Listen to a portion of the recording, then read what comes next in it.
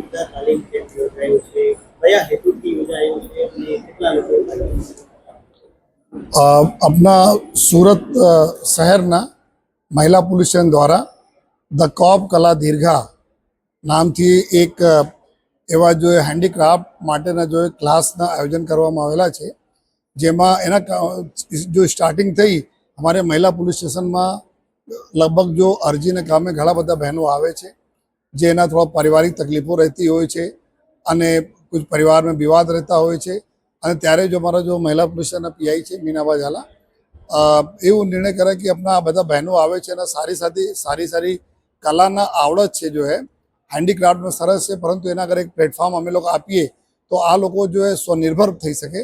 એને જ ધ્યાનમાં રાખીને જો હે આ એક વર્કશોપના આયોજન કરવામાં આવ્યા, જેમાં આપણા શહેરના જો 15 સારા જો ઇન્સ્ટ્રક્ટર જો ટીચર છે આ લોકોને લઈને અને ત્યાર સુધી કુલ 227 બહેનો આ બધા અલગ અલગ સમય જો એમાં વર્કશોપમાં ભાગ લઈને જો આપણા પોતાના જો એના જો કલા કુદરત આપી છે એના દ્વારા જો નિર્મિત જો હેન્ડીક્રાફ્ટના આઇટમ્સ એના લઈને જો આજે એક એક્ઝિબિશનના પહેલી સ્ટાર્ટ કરવામાં આવેલા છે જો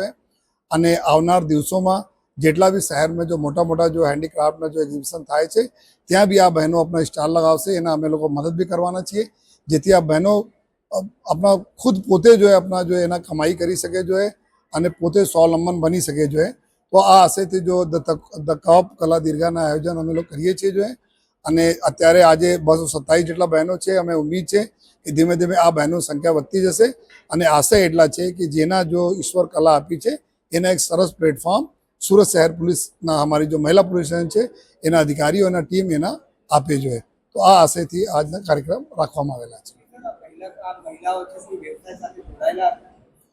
જનરલી આ બધા મહિલાઓ આવતી હતી, એના કોઈનું અરજીને કામે બધા પોલીસ સ્ટેશન આવતી હતી, કોઈ પારિવારિક જો સમસ્યાઓ से પીડિત હતી, કોઈ પતિ પત્ની જો ઝઘડા હોય, ઘરેલું હિંસાઓનો જો સામના કરતી હોય, આ બધા બહેનો જ્યારે આવે ત્યારે આ બધા નક્કી થાય કે એના